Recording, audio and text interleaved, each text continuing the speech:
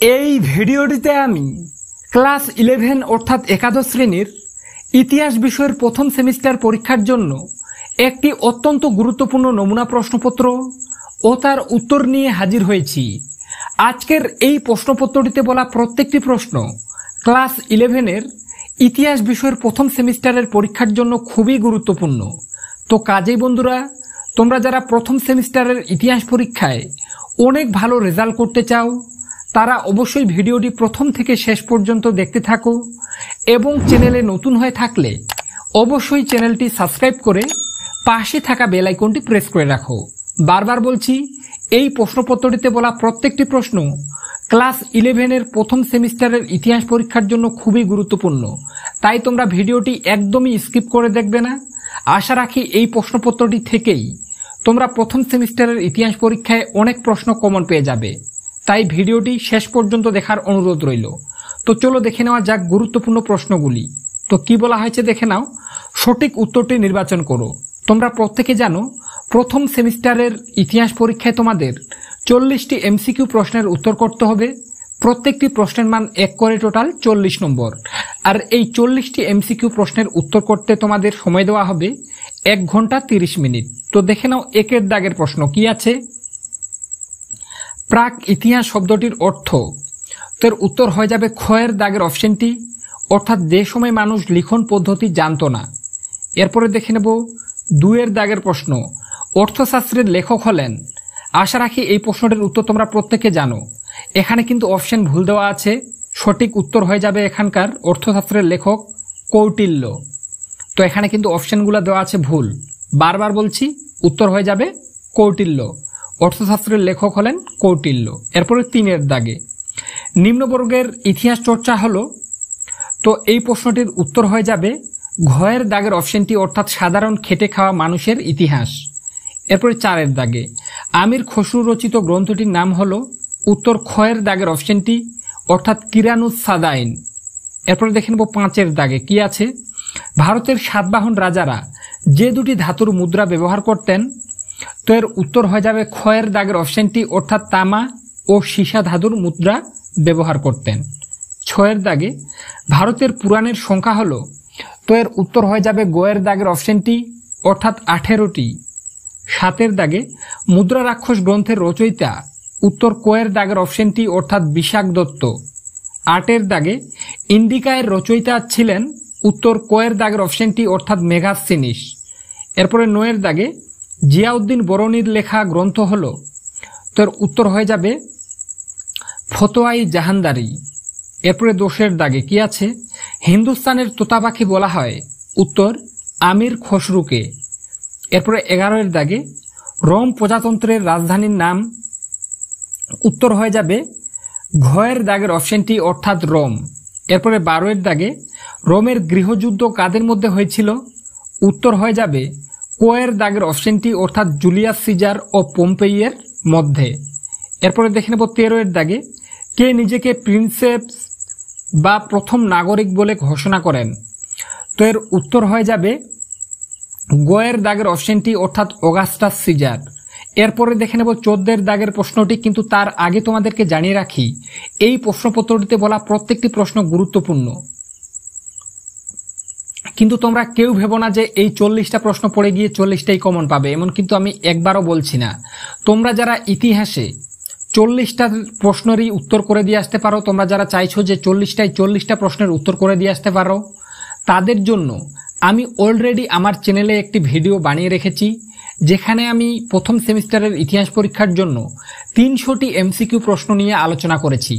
আমি আশা রাখি প্রথম সেমিস্টারের ইতিহাস পরীক্ষার জন্য তোমার যদি ওই গুরুত্বপূর্ণ 300টি এমসিকিউ প্রশ্ন খুবই ভালোভাবে পড়া থাকে, তাহলে ওই 300টি প্রশ্নের মধ্যে তুমি প্রথম সেমিস্টারের ইতিহাস পরীক্ষায় প্রত্যেকটি এমসিকিউ প্রশ্ন কমন পেয়ে যাবে।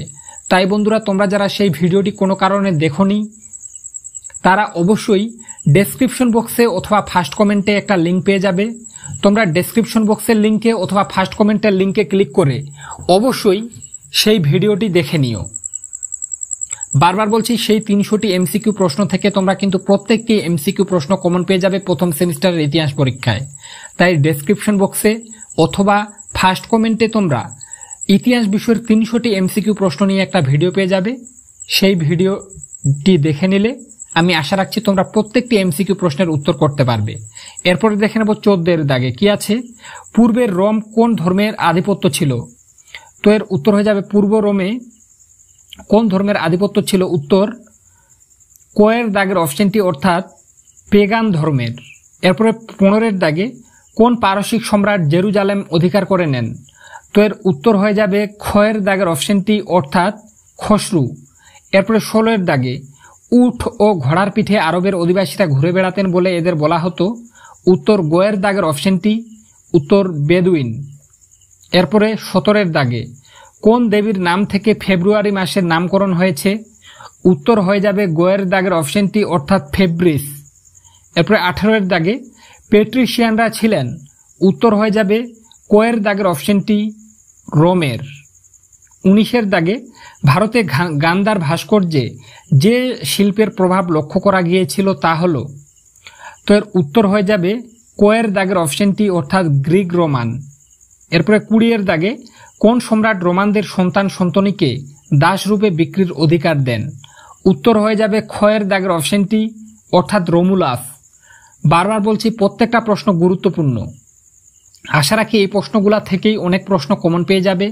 কিন্তু তোমরা যারা মনে করছো প্রথম সেমিস্টারে প্রত্যেকটি 40টা প্রশ্নেরই উত্তর করে দিয়ে আসতে পারো, তাদের জন্য আমি কিন্তু অলরেডি আমার চ্যানেলে ইতিহাস বিষয় থেকে প্রথম সেমিস্টার পরীক্ষার জন্য 300টি প্লাস এমসিকিউ প্রশ্ন নিয়ে আলোচনা করেছি। আমি আশা রাখি ইতিহাস বিষয় থেকে তোমার যদি এই 300টি এমসিকিউ প্রশ্ন পড়া থাকে তাহলে কিন্তু তোমরা প্রত্যেকটি এমসিকিউ প্রশ্ন কমন পেয়ে যাবে প্রথম সেমিস্টারের পরীক্ষায়। তাই তোমরা যারা সেই ভিডিওটি দেখতে চাও তারা ডেসক্রিপশন বক্সে অথবা ফার্স্ট কমেন্টে একটা ভিডিওর লিঙ্ক পেয়ে যাবে। তোমরা ডেসক্রিপশন বক্সের লিঙ্কে অথবা ফার্স্ট কমেন্টের লিঙ্কে ক্লিক করে অবশ্যই 300টি এমসিকিউ প্রশ্নের ভিডিওটি দেখে নিও, তাহলে তোমাদের আর চিন্তার কোনো কারণ থাকবে না বলে আমার মনে হয়। আশা রাখি ওই প্রশ্নগুলো থেকেই তোমরা 40টা এমসিকিউ প্রশ্ন খুব সহজে কমন পেয়ে যাবে। বারবার বলছি ডেসক্রিপশন বক্সে অথবা ফার্স্ট কমেন্টে তোমরা কিন্তু ওই ভিডিওটি পেয়ে যাবে। তোমরা লিঙ্কে ক্লিক করে অবশ্যই ভিডিওটি দেখে নিও। এরপরে 21 দাগে পালিয়ে যাওয়া কৃতদাসদের বলা হতো? তো এর উত্তর হয়ে যাবে ঘয়ের দাগের অপশনটি অর্থাৎ মেনুমিশীয়। 22 দাগে প্রথম দাস বিদ্রোহ হয়েছিল? উত্তর হয়ে যাবে কোয়ের দাগের অপশনটি অর্থাৎ সিসিলিতে। 23 দাগে রোমান সাম্রাজ্যের প্রথম কৃতদাস বিদ্রোহ কার নেতৃত্বে হয়েছিল?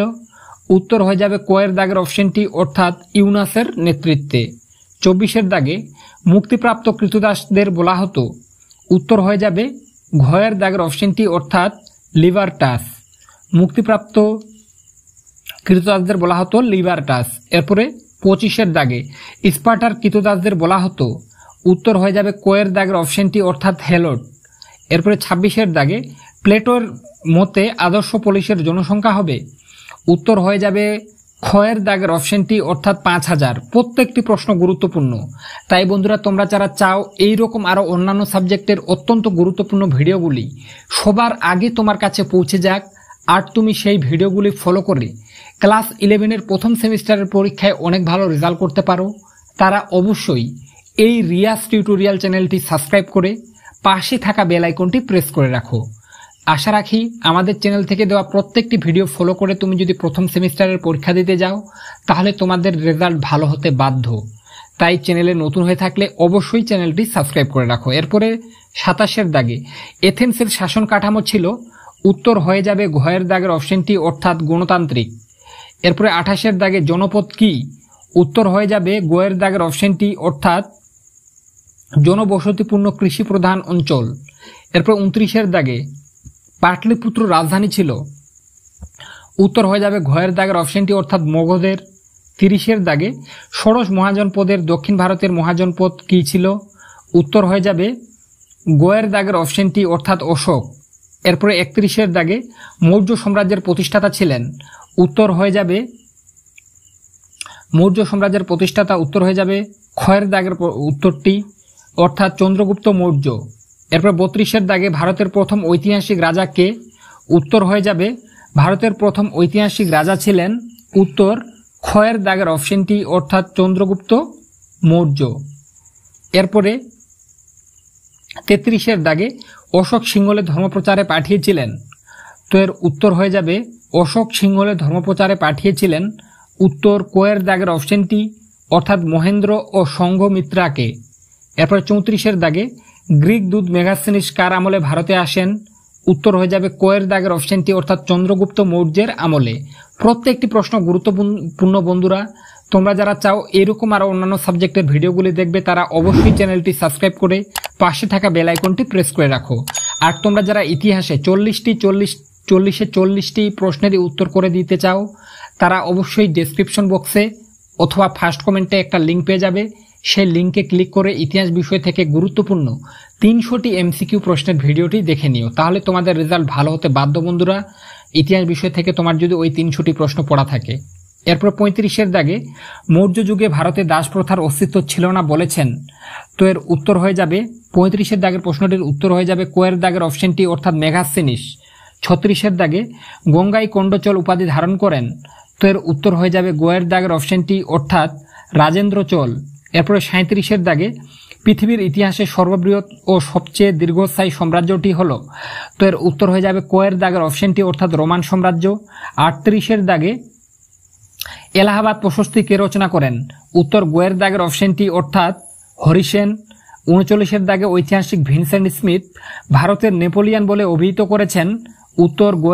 উত্তর ঘয়ের দাগের অপশনটি অর্থাৎ সমুদ্রগুপ্তকে। এরপরে 40-এর দাগে অর্থাৎ আজকের এই প্রশ্নপত্রটি সবার শেষের প্রশ্ন, প্রাচীন ভারতের সুবর্ণ যুগ বলা হয়?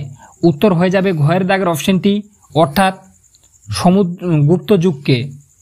তো বন্ধুরা, আশা রাখি এই ভিডিওটির মাধ্যমে তোমরা একটু হলেও উপকৃত হয়েছ। ভিডিওটির মাধ্যমে একটু হলেও উপকৃত হয়ে থাকলে অবশ্যই চ্যানেলটি সাবস্ক্রাইব করে পাশে থাকা বেল আইকনটি প্রেস করে রাখবে। এবং তোমরা যারা ইতিহাস বিষয়ের 300টি এমসিকিউ প্রশ্নের ভিডিওটি এখনো দেখোনি তারা ডেসক্রিপশন বক্সে অথবা ফার্স্ট কমেন্টে একটা লিঙ্ক পেয়ে যাবে। লিঙ্কে ক্লিক করে তোমরা ইতিহাস বিষয় থেকে অবশ্যই 300টি এমসিকিউ প্রশ্নের ভিডিওটি দেখে নিও, তাহলে তোমাদের আর কোনো সমস্যা থাকবে না। আশা রাখি ওই প্রশ্নগুলি থেকেই তোমরা 40টি এমসিকিউ প্রশ্ন খুব সহজে প্রথম সেমিস্টারের পরীক্ষায় কমন পেয়ে যাবে। তো বন্ধুরা, আজকের ভিডিওটি এ পর্যন্তই। দেখা হবে নেক্সট কোনো ভিডিওতে।